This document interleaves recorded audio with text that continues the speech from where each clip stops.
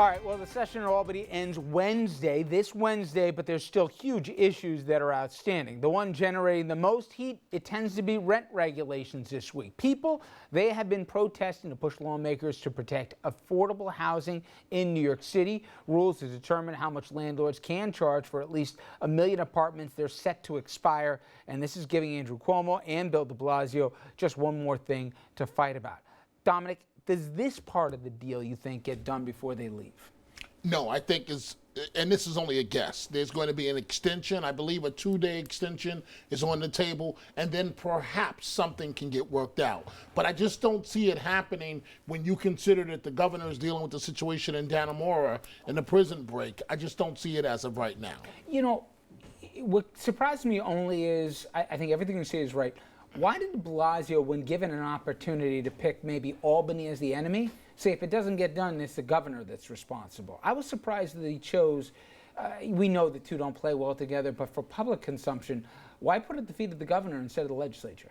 That's a good question. I haven't talked to de Blasio people in the last couple of days, but that is one of the questions that I'm going to be asking them as we have brought this up. I can't really answer that as of right now, Richard, but we do know that these two, the governor and the mayor, do not play well in the sandbox together. And that's, forget about just for the cameras, behind the scenes we hear it's even worse. Andrew, you get a sense who's got more to lose if they come back, you know, and they got, I mean, we know the raise the age and the DREAM Act, some of that stuff's DOA, or it's just not going to happen, at least in this particular session. But there's a whole host of issues beyond rent control that's still hanging out there in the air. Governor's been denuded. You've got rookies sitting in the big boy chairs, you know, with the Speaker and the Senate Majority Leader under indictment. I'm just, there's so many moving parts. Who gets blamed? I tend to think that Governor Cuomo will get blamed. I mean, he's the veteran in the room of the three men in the room who are left at this point, and he's the one who you would think have the power to push something through if he felt strongly enough about it and wanted to spend the political capital to do it. But the sense that we've gotten from everybody who we've talked to is that there's not a lot of momentum to get anything done in Albany. Everybody wants to get out of there and get home before the next round of indictments from Preet come down or before the next embarrassment happens in Albany. And Dominic's right. The governor's been at Dannemora, and he's not looking to get into it with all this. So, you know, he's the one that I think people would identify with. I don't see there being a lot of people holding pickets and axes or anything and going out like, let's go after the state senate. It would be Cuomo. But when they go home to district, Scott, and they get an earful from constituents over a host of issues, including rent control, right? Does that tend to concentrate the mind? It does, but remember, they have only so much power. I think there's a great quote today. It said the fourth man in the room is Preet And I think might be the most important one. and I think that's so apt. Yeah, I think they do get, but remember, it is driven by the leaders, and they got so many of these things which they're trying to lump together, which do not really get well lumped, if one may put it that way. So I mean, it's a real. I think they want to get out of there, but I think they've got so many of these issues. By the way, I don't think they're going to pass the 2-day extension because the Senate loses its ability to negotiate. You know, what they'll do is they'll make sure they do it retroactively, which is why Cuomo issued that. You know, don't be messing around with us landlords. We may not get this done.